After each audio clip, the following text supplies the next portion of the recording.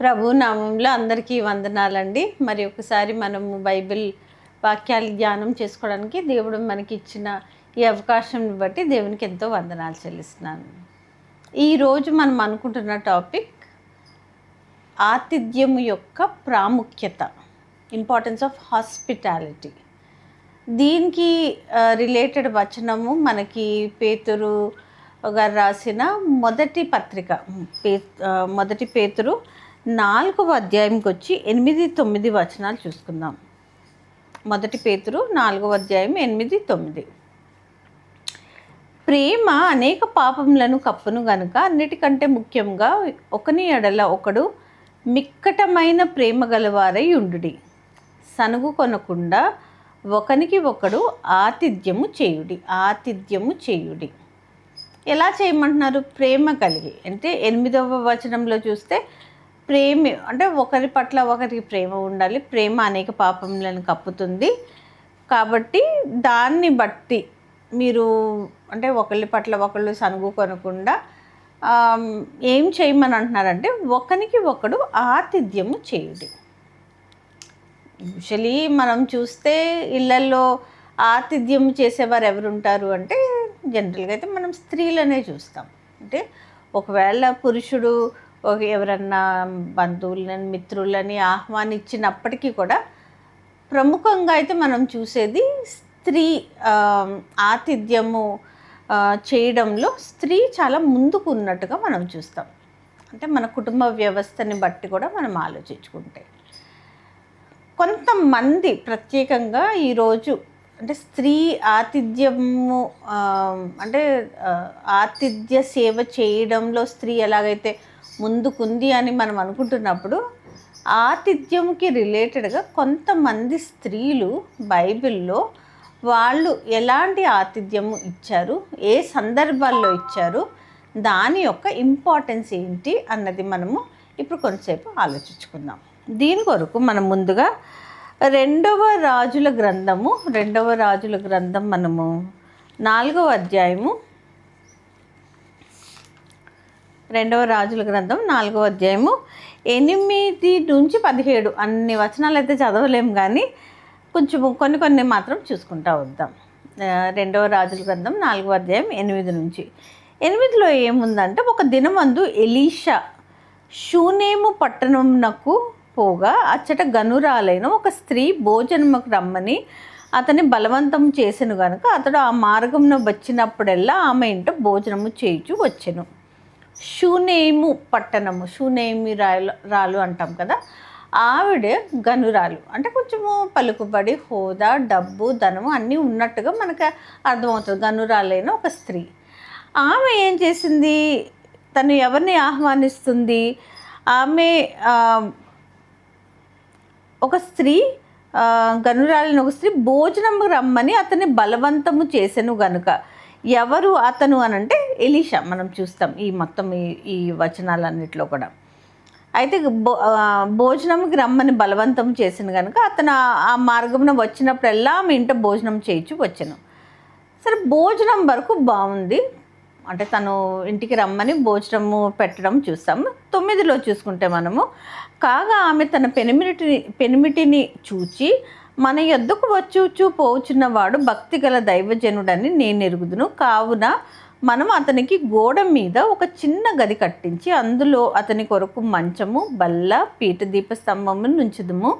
అతడు మన యొద్దకు వచ్చినప్పుడల్లా అందులో బస చేయుచు వచ్చునని చెప్పాను.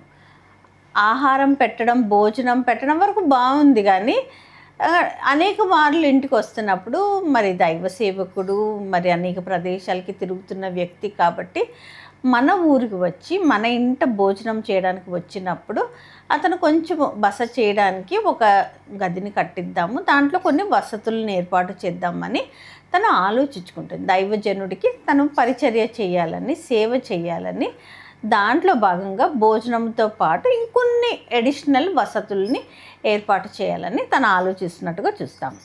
ఆ తర్వాత అతడు అక్కడికి ఒకానొక దినమును వచ్చి ఆ గదిలోకి వచ్చి అక్కడ పరుండెను. పిమ్మట అంటే అతనికి అనుమానం వస్తుంది, ఎందుకు ఇంత ఏమన్నా ఆలోచించుకొని ఆశపడి తను చేస్తుందా అన్నట్టుగా తన దాసుడితోటి చెప్పి తనకి ఏమన్నా కావాలా అని అన్నట్టుగా కనుక్కుంటే అప్పుడు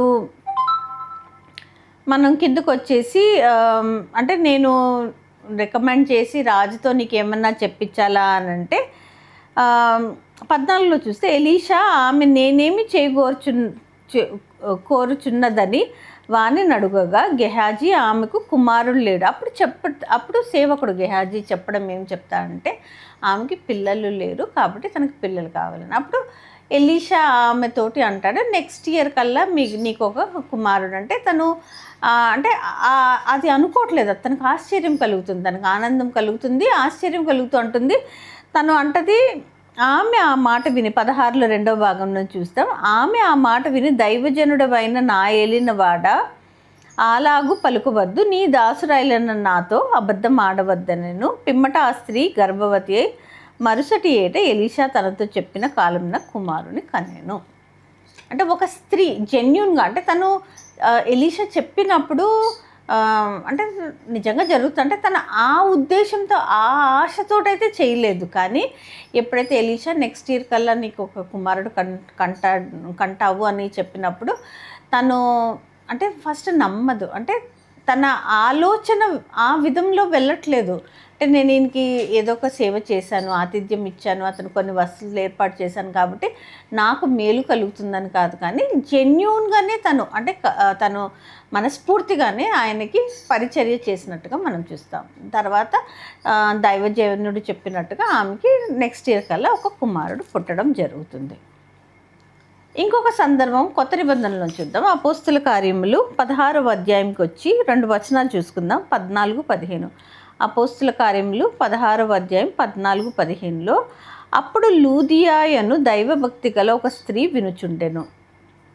ఆమె ఊదా రంగు పొడిని అమ్ము తుయతైర పట్టణస్థురాలు. ప్రభు ఆమె హృదయమును తెరిచెను గనుక పౌలు చెప్పిన మాటలు యందు లక్ష్యముంచెను. ఆమెయు ఆమె ఇంటి వారును బాప్తిజము పొందినప్పుడు ఆమె నేను ప్రభువునందు విశ్వాసము గలదాననై మీరు ఎంచితే నా ఇంటికి వచ్చి ఉండుడని వేడుకొని మమ్మను బలవంతము చేశాను. ఇక్కడ లుదియా అనే ఆమె ఒక వ్యాపారస్తురాల కింద మనకు కనిపిస్తుంది. ఊదా రంగు పొడిని అమ్ము తుయతైర పట్టణస్తురాలు. అంటే ఇప్పుడు ఇందాక షునేమీరాలు కొంచెము తను డబ్బున్న అంటే గనురాలైన స్త్రీ కింద మనం చూసాం. ఇక్కడ కూడా తిను కూడా కొంచెము ధనవంతురాల కిందే కనిపిస్తుంది. ఎందుకు కనిపిస్తుంది అంటే తను వ్యాపారం చేసుకుంటుంది కాబట్టి డెఫినెట్గా తన దగ్గర డబ్బు ఉంటుంది. ఎప్పుడైతే తిను సువార్తను వినిందో తెరిచను కనుక పౌలు చెప్పిన మాటలు పౌలు మాటలు చెప్పినప్పుడు విని నమ్మి తన ఇంటి వారందరూ కూడా బాప్తిజం తీసుకోవడం జరిగిన తర్వాత తన ఇంటి ద్వారాలు వాళ్ళ కొరకు సేవకుల కొరకు తెరిచింది.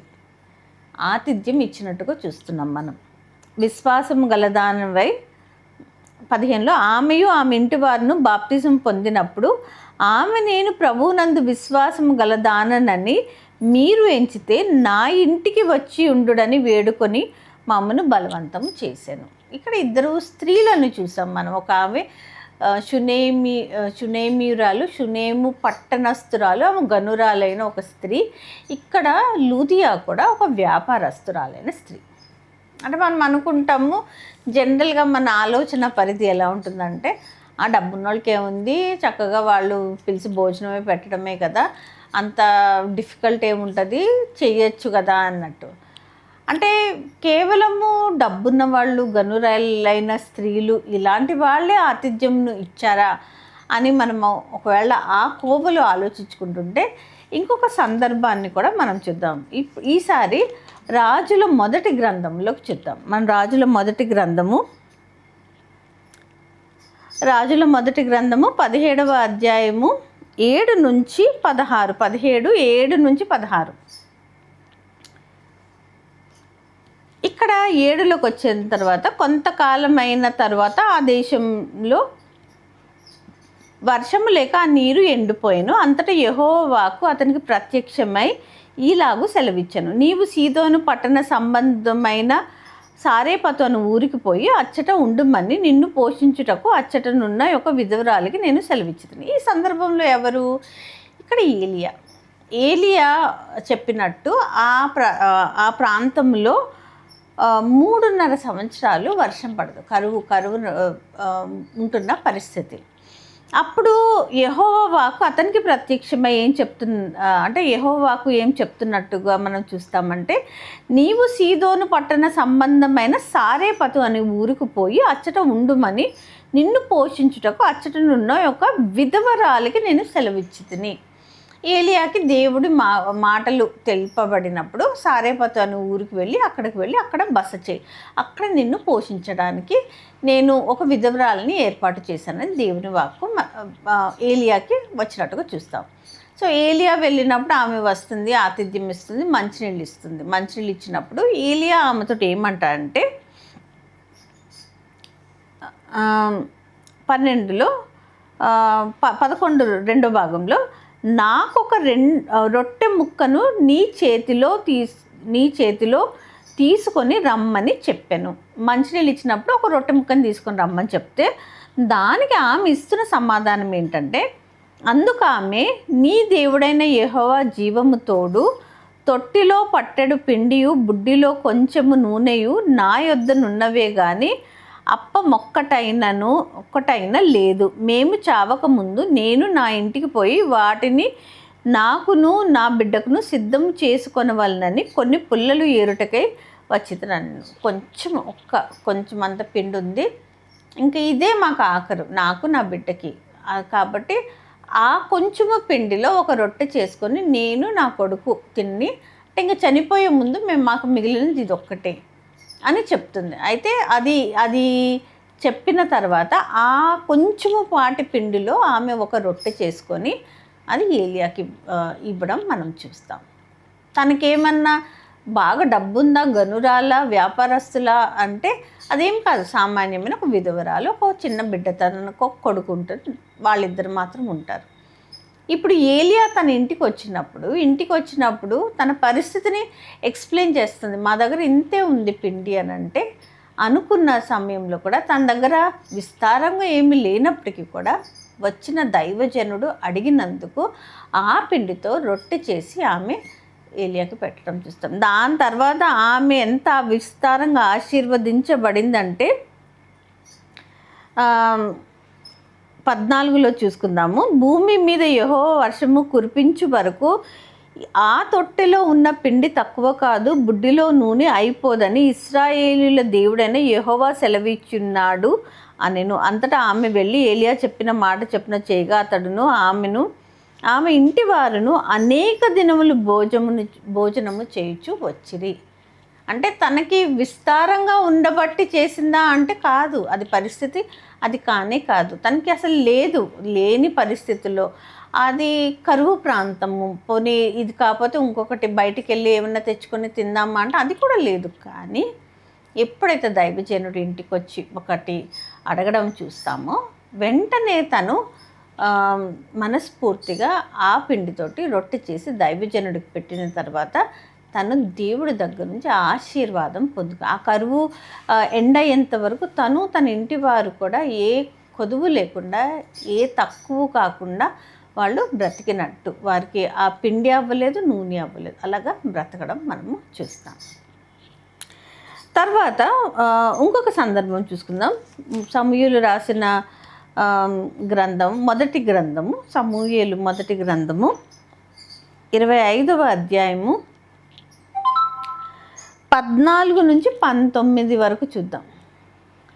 సందర్భం ఏంటి అనంటే, దావీదు సౌలు దగ్గర నుంచి పారిపోయి కొండలు గుహల్లో తల దాచుకుంటున్న సందర్భంలో ఆ చుట్టుపక్కల ఉన్న ప్రదేశంలో ఎవరైతే ప్రజలు ఉంటారో వాళ్ళు వాళ్ళ గొర్రెల్ని, మేకల్ని, వాళ్ళ పశువులని వాళ్ళు కాచుకుంటున్నప్పుడు వాటిని కూడా వీళ్ళు సంరక్షిస్తారు. వీళ్ళంతా యోధులు కదా, దావీదు అతని అనుచరులందరూ యోధులు కాబట్టి వాళ్ళకి చెప్పినా చెప్పకపోయినా కూడా వాళ్ళ పశువులు, అక్కడ ఉన్న ప్రాంతంలో ప్రజల యొక్క పశువులను వాళ్ళు, అంటే అడవి మృగాలు వాళ్ళు అవ్వకుండా కాపాడడం అట్లా చూస్తాం మనం. అయితే ఒకానొక సందర్భంలో దావీదుకి వాళ్ళకి ఆహారపు కొదవ వస్తుంది. అప్పుడు లేనప్పుడు కబురు పెడతాడు నాబాలు అనే వ్యక్తి దగ్గరికి. ఆ ప్రాంతంలో నాబాలు అనే వ్యక్తి ఉంటే, మాకు ఇలాగా ఆహారం లేదు, కొంచెం ఆహారం కావాలంటే నాబాలు మూర్ఖంగా మాట్లాడుతూ మేమేమి ఇవ్వము అన్నట్టుగా చెప్తే, ఇప్పుడు దావీదు అనుచరులు ఎవరు? వీరులు, యోధులు. వాళ్ళకి ఇప్పుడు వాళ్ళు వీళ్ళని ప్రొటెక్ట్ చేస్తున్నారు, అంటే కాపాడుతున్నారు. ఏది కూడా ఎవరు చెప్పినందుకు కాదు, ఏది కూడా ఆశించి కాదు. కానీ మరి వీళ్ళు వాళ్ళ కొరకు సహాయం చేసినప్పుడు ఎప్పుడైతే వీళ్ళకి ఆహారపు అవసరత ఉండిందో, నాబాలు కబురు పెట్టినప్పుడు నాబాలు కూడా వెంటనే తనకు తోచిన సహాయం చేయగలగాలి. కానీ నాబాలు అలా ఆలోచించకుండా మూర్ఖంగా ఒక సమాధానం చెప్పి, నా దగ్గర నుంచి మీకు ఏమి కూడా రాదు అన్నట్టుగా చెప్పినట్టుగా చూస్తాం.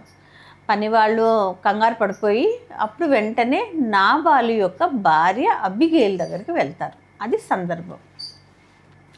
ఇప్పుడు ఏంటి పర్యవసానం? ఒకవేళ నాబాలు ఆహారం ఇవ్వలేదు కాబట్టి దావీదుకి కోపం వస్తుంది. కోపం వచ్చి, అంటే ఇప్పుడు మనం వెళ్ళి వాళ్ళని అటాక్ చేయాలని ఆలోచించుకుంటూ ఉంటారు. ఇప్పుడు మేము మీకు ఇంత మేలు చేశాము కానీ మీరు మాకు రెస్పాండ్ అవ్వట్లేదు కానీ అని కోపంలో వాళ్ళు వీళ్ళ మీదకి వచ్చినప్పుడు, వీళ్ళు అంటే సామాన్యులు కదా, వీళ్ళకి ఏదన్నా కూడా హాని జరగచ్చు. ఇప్పుడు పని వాళ్ళు వెళ్ళి అబిగేల్కి చెప్తారు. ఏమని చెప్తారు? ఇలాగా మన యజమాని ఇలాగంటే సమాధానం ఇచ్చారు కాబట్టి మన పరిస్థితి ఇది, వెళ్ళి చెప్పమంటే అబిగేలు యొక్క రెస్పాన్స్ని మనం చూద్దాం.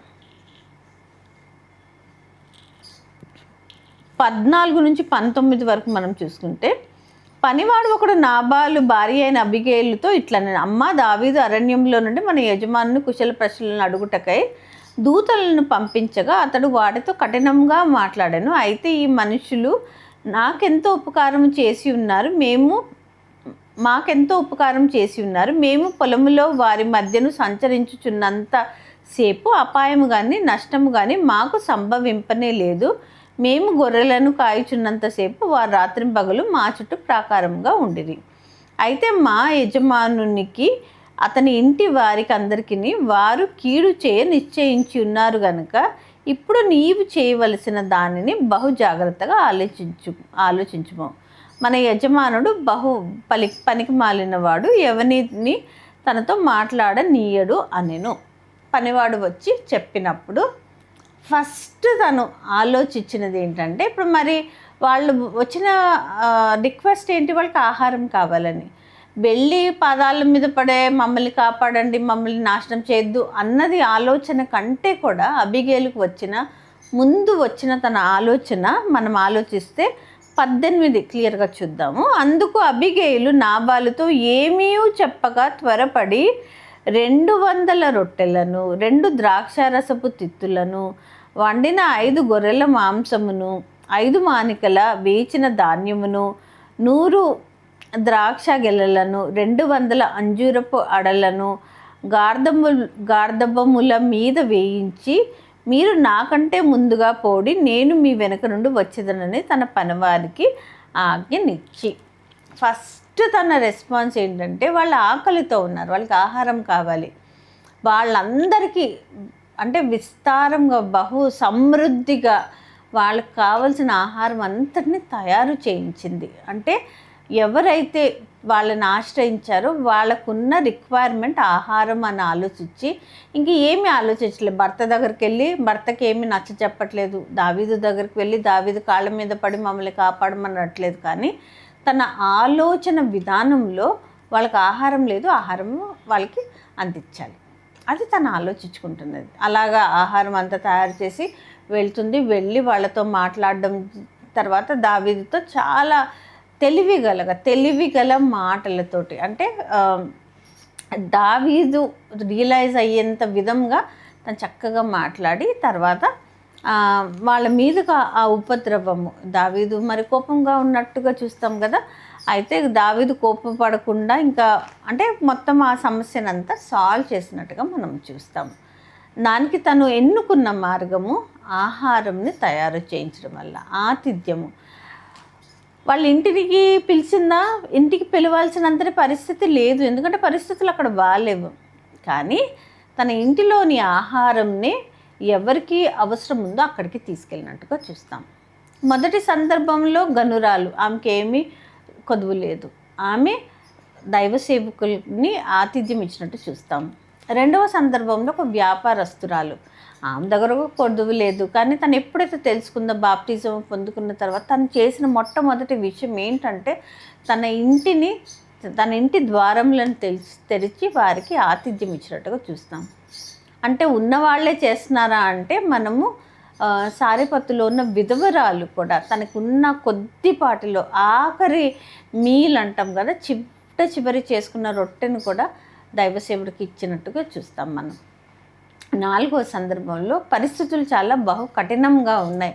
భర్త మాట వినేలా లేడు. అక్కడ దావీదు వాళ్ళు కూడా యోధులు వాళ్ళ మీదకి వచ్చేలాంటి పరిస్థితి ఉన్నప్పుడు తన ఆలోచన ఏంటంటే ఆతిథ్యం ఇవ్వాలి. ఇంటికి పిలిచి ఇవ్వలేదు, వాళ్ళు ఎక్కడున్నారో అక్కడికే వెళ్ళి తను ఆహారంని అందచేసినట్టుగా మనం చూస్తాం. మనం ఇప్పుడు ముగించుకునే ముందు ఒక వచనం చూసుకుందాం. మత్తయి రాసిన సువార్తకు వచ్చి 25వ అధ్యాయంలో 34 నుంచి 40. మత్తయి రాసిన సువార్త 25వ అధ్యాయము 34 నుంచి చూసుకుంటే, అప్పుడు రాజు తన కుడివైపున ఉన్న వారిని చూచి, నా తండ్రి చేత ఆశీర్వదించబడిన వారలారా. ఈ సందర్భం ఏంటి అంటే 31 చూద్దాం మనం. ఫస్ట్ 31లో చూసుకుంటే, తన మహిమతో మనిషి కుమారుడు ఆయనతో కూడా సమస్త దూతలను వచ్చినప్పుడు ఆయన తన మహిమ గల సింహాసనం మీద ఆసీనుడై ఉండును. అంటే రెండవ మారు యేసుప్రభు వారు మళ్ళీ వచ్చినప్పుడు అప్పుడు తీర్పు జరుగుతుంది. ఆ తీర్పు జరిగినప్పుడు గొర్రెలను మేకలను వేరు చేయబడతారు అని చెప్తూ ఆ చెప్తున్న సందర్భంలో ముఖ్యంగా ఆయన ప్రస్తావించినది 34లోంచి చూసుకుంటే, అప్పుడు రాజు తన కుడివైపున ఉన్న వారిని చూచి, నా తండ్రి చేత ఆశీర్వదించబడిన వారలారా రండి, లోకం పుట్టినది మొదలుకొని మీ కొరకు సిద్ధపరచబడిన రాజ్యంను స్వతంత్రించుకొనుడి. అంటే ఎవరికి చెప్తున్నారు?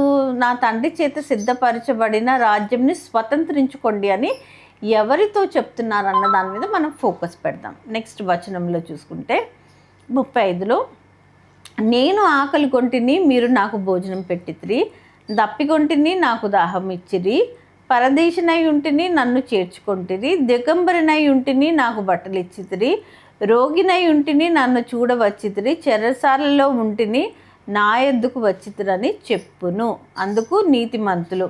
ఇలాగా ఆతిథ్యం ఇచ్చిన వాళ్ళు, భోజనం ఇచ్చిన వాళ్ళు, బట్టలు ఇచ్చిన వాళ్ళు, ఇల్లుని వాళ్ళని అంటే ఇంట్లో వాళ్ళని చేర్చుకున్న వాళ్ళని, రోగులను పరామర్శించిన వాళ్ళని, ఎవరైతే ఆతిథ్యం ఇస్తారో ఇతరులకి, ఎవరికైతే అవసరతలో ఉన్నవారో వాళ్ళని ఆదుకుంటారో వాళ్ళకి దేవుని రాజ్యంని స్వతంత్రించుకుంటారు అని యేసుప్రభు వారు స్వయంగా చెప్తున్న సందర్భం ఇది. వాళ్ళని నెక్స్ట్ వచనంలో ఏమంటారు? అందుకు నీతిమంతులు. వాళ్ళు అడుగుతారు, మేమెప్పుడు దేవా చేశాము, మేము ఇవన్నీ చేయలేదు అని అంటే, ఎవరైతే అంటే అవసరతలో ఉన్న ఎవరికైతే మీరు చేశారో వాళ్ళకి చేస్తే నాకు చేసినట్టే. అంతే. యేసుప్రభు వారు సింపుల్గా ఒక మాట చెప్తున్నారు. ఎవరు అయితే ఆకలితో ఉన్నప్పుడు అన్నం పెట్టారో అలా పెట్టినప్పుడు అది నాకు పెట్టినట్టే. రోగిగా ఉండే వాళ్ళని మీరు పరామర్శించారంటే నన్ను పరామర్శించినట్టే. అంటే అవసరతలో ఉన్న వాళ్ళకి మీరు ఏం చేశారో అది నాకు చేసినట్టే. అంత సింపుల్గా చెప్పేస్తున్నారు. అలాగే ఎలాగైతే వీళ్ళు చేశారో అలాగ చెయ్యని వాళ్ళకి కూడా ఒక శిక్షణ చెప్తున్నారు. వాళ్ళని అంటే మన కిందకు వచ్చేసి మనం చూసుకుంటే 40లో,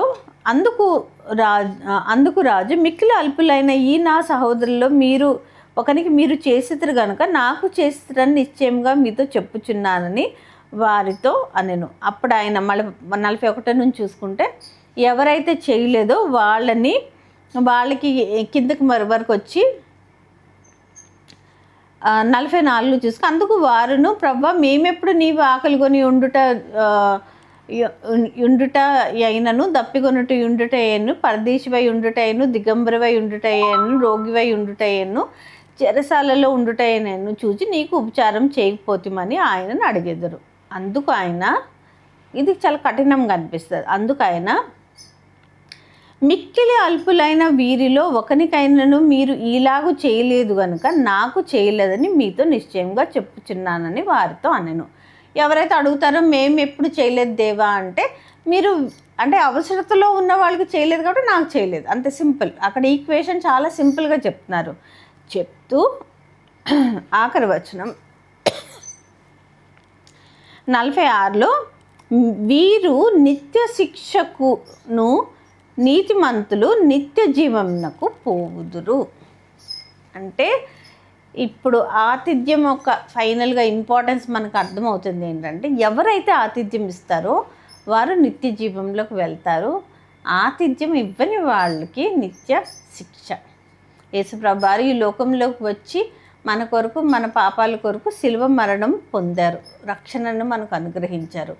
రక్షించబడిన మనకి ఇంకొక బాధ్యతను కూడా ఇస్తున్నారు. మొదటి పేతురు ఇందాక మనం చూసుకున్నాం కదా, మొదలు పెట్టినప్పుడు మొదటి పేతురు 4వ అధ్యాయంలో 8-9 వచనాల్లో చూసుకుంటే, ఒకరి పట్ల ఒకరికి ప్రేమ కలిగి ఉండండి, సనుగుకోకండి, ఆతిథ్యం ఇవ్వండి అని. అంటే ప్రేమ కలిగి ఉండాలి, ప్రేమతో పాటు ఆతిథ్యంని కూడా ఇవ్వమని చెప్తున్నారు. రక్షణ పొందుకున్న వారమై మనము చక్కగా నీతిగా బ్రతకాలి. నీతితో బ్రతుకుతూ మనము ముఖ్యంగా చూపించవలసిన లక్షణం ఏంటంటే, ఇతరుల పట్ల ప్రేమను చూపించవలసిన వారమై ఉన్నాం. ఆ ప్రేమను చూపించడంలో ఎలా చూపించాలి అనంటే, ఎవరికైతే అవసరత ఉందో ఆ అవసరతను బట్టి వాళ్ళకి మనం సహాయం చేస్తే అది డైరెక్ట్గా దేవుడికి సహాయం చేసినట్టే అని యేసుప్రభు వారు చెప్తున్నారు. అలాంటి వారందరూ కూడా నిత్య జీవంలోకి నడిపించబడతారని చెప్తున్నారు. అలా మనమందరం కూడా చక్కగా ఆతిథ్యము, అంటే ఇది కేవలం స్త్రీలకేనా అంటే పురుషులకు కూడా చెందుతుంది. కానీ ఇంటి పట్టున జనరల్గా